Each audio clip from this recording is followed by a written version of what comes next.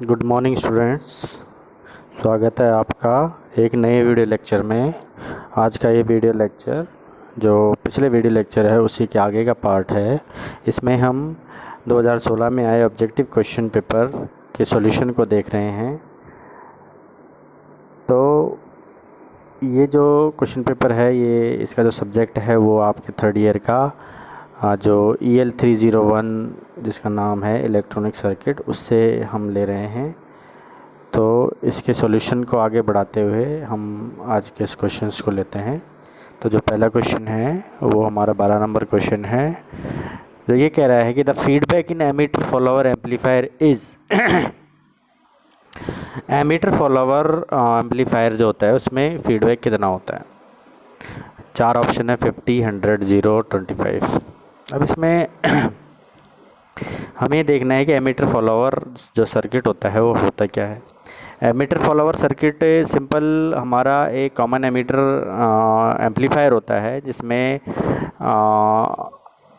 क्या होता है कि जो आउटपुट है हम लेते हैं एमीटर के रेजिस्टेंस के थ्रू। यानी आप सर्किट को अगर थोड़ा सा रिकॉल करने की कोशिश करें तो उसका जो सर्किट होता है वो कुछ इस तरह से होता है कि जैसे फॉर एग्जांपल ये हमारा VJT है, ये हमारा जो RE होता है, इधर से हम क्या अप्लाई करते हैं, इनपुट अप्लाई करते हैं, दैट इज़ VI।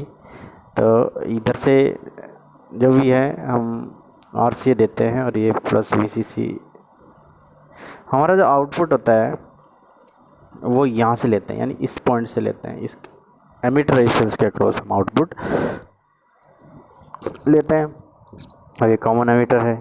देखो देखने में तो देखो ये सिंपल सी बात ये है कि यहाँ एक वोल्टेज सोर्स बन जाता है, क्योंकि आउटपुट यहाँ से लेंगे तो इसके ऊपर जो वोल्टेज आएगी उसी को हमने लेंगे। और वोल्टेज यहाँ है तो उसकी पोलैरिटी है प्लस और माइनस है, और ये ही सर्किट इधर आके आपका इनपुट से जुड़ जाता है। तो सीधी सी बात ये है कि जो फीडबैक है वो तो आपको मिल रहा है, और कौन सा मिल रहा है, नेगेटिव फीडबैक।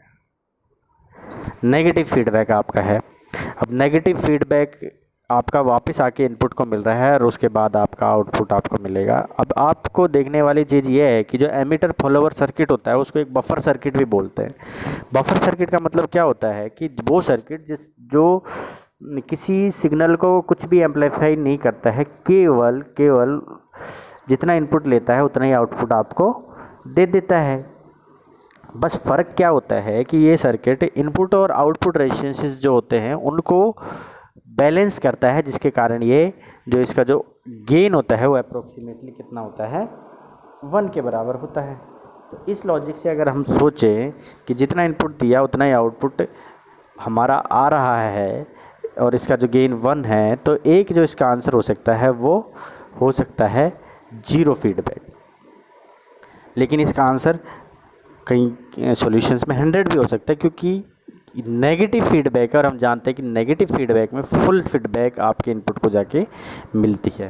तो 2 इसके आंसर हो सकते हैं। मेरे हिसाब से इसका जो आंसर है वो 0 होना चाहिए। C आंसर इसका होना चाहिए। अगला क्वेश्चन लेते हैं।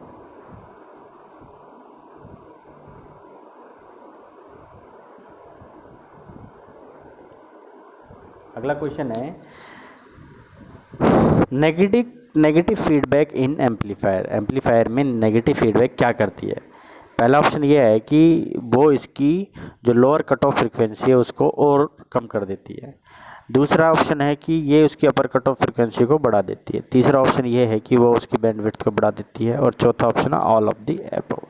देखो इसका सॉल्यूशन समझने से पहले आप एक चीज़ को समझें कि नेगेटिव फीडबैक के कारण हमारा गेन क्या होता है, घटता है। ये तो हमें पता है।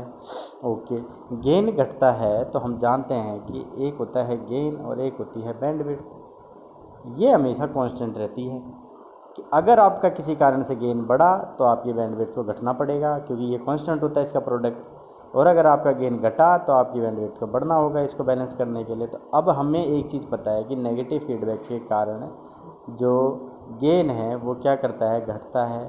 तो बैंडविड्थ को क्या होना पड़ेगा, बढ़ना पड़ेगा। ओके, तो इंक्रीज़ द बैंडविड्थ, ये इसका आंसर रहेगा कि ये इसकी बैंडविड्थ को बढ़ाता है। तो इसका जो सही आंसर रहेगा वो होगा आपका C। इसका एक answer all of the above भी होता है, हो सकता है, क्योंकि आपका जो ग्राफ होता है, जो गेन वर्सेस फ्रीक्वेंसी का ग्राफ अपन खींचते हैं, जो बैंडविड्थ होती है वो ये 2 पॉइंट होते हैं, ये लोअर कट ऑफ फ्रीक्वेंसी, ये हाई कट ऑफ फ्रीक्वेंसी होती है। तो इनके बीच की जो विड्थ होती है उसको बैंडविड्थ कहते हैं।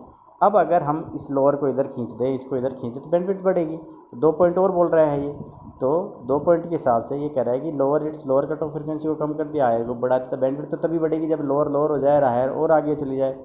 तो इसका जो एक आंसर हो सकता है वो हो सकता है ऑल ऑफ द एबव। इसलिए इसका आंसर आपको लगाएंगे ऑल ऑफ द एबव।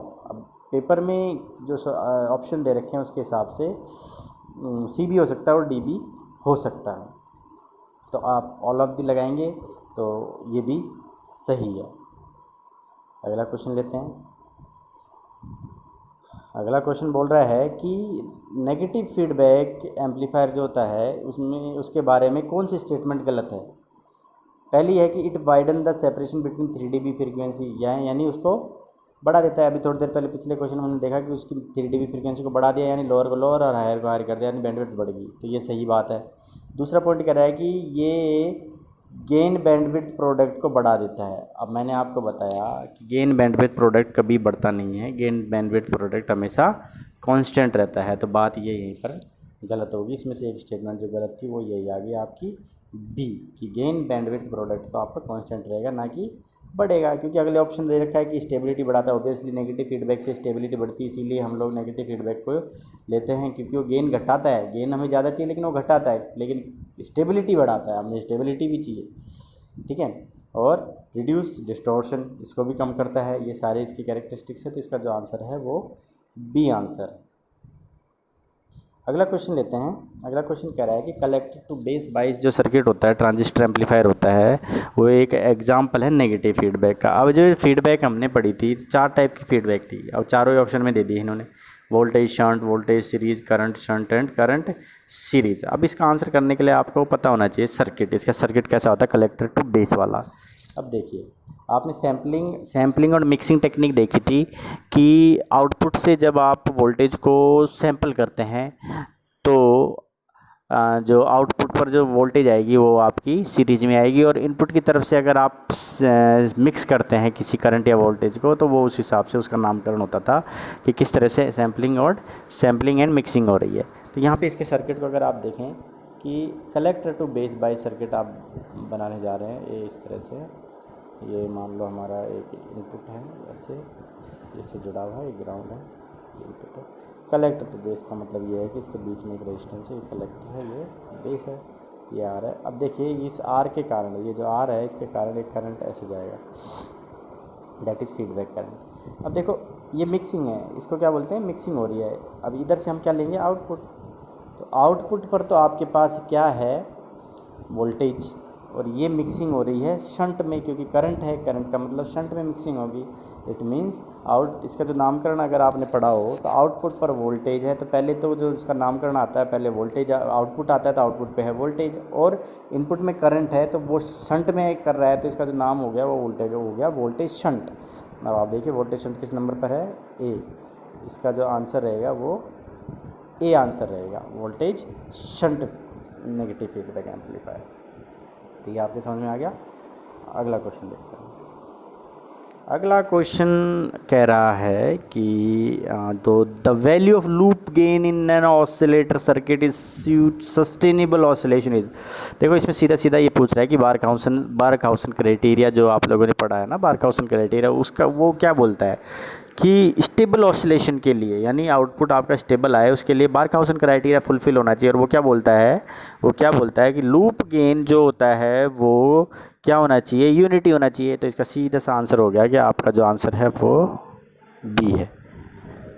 तो ये आपके सॉल्यूशन हुए हैं कुछ, इसको आप ध्यान से देखें, और एक बार इनको करने से पहले अपने आपके जो नोट्स हैं उसको ज़रूर देख लें, ऑसिलेटर के और फीडबैक एम्पलीफायर के, तो आपको आसानी से इन क्वेश्चंस के आंसर सॉल्व कर पाएंगे। तो आज की वीडियो में यहीं तक ही। Thank you for watching this video. Thank you.